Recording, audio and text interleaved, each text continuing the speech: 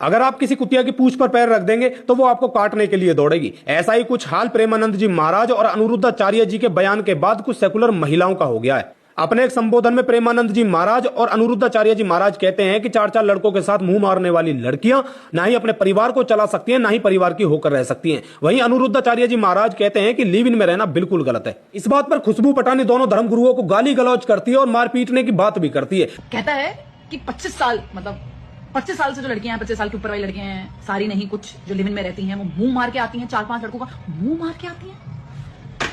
अगर ये मेरे सामने होता ना, मैं इसको समझा देती कि मुंह मारना क्या होता है। I would have made him understand clear and these are bloody anti-nationalist lord should never be supporting such bastards of highest order.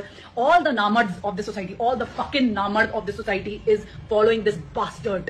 दीदी, अगर आपको इतनी बात गलत लगी है ना, तो इसका मतलब ये हो गया कि खिसियानी बिल्ली खंबा नोचे। या तो आप 4-4 मर्दों के नीचे सो चुकी हैं, या फिर आप लिव इन रिलेशनशिप में रह रहे हैं। ये भारत है, अमेरिका नहीं कि आप सड़कों पर नंगी घूमें या अपने बॉयफ्रेंड के साथ चुम्मा चाटी करती फिरें। ऐसी लड़कियों को भारत में वेश्या ही कहा जाता है। अगर आप लिव इन रिलेशनशिप को स्वीकार करती हैं, अगर आप 4-4 बॉयफ्रेंडों के रिश्ते को स्वीकार करती हैं, तो आपको ना ही परिवार स्वीकार करेगा और ना ही समाज। अगर आपके 4-4 बॉयफ्रेंडों से रिश्ते रहे हैं, अगर आप लिव इन रिलेशनशिप में रहते हैं, तो आप इतना भी दम रखें कि ये सब करने से पहले अपने पति को बताएं, अपने भाई को बताएं, अपनी मां को बताएं, अपने बाप को बताएं, अपनी सास को ससुर को बताएं। उस दिन के बाद ना ही आप किसी घर की बहू रहेंगी, ना ही किसी बाप की बेटी और ना ही किसी भाई की बहन। उस दिन के बाद अगर आप कुछ रहेंगी तो सिर्फ वैश्या। जय श्री राम, हर हर महादेव।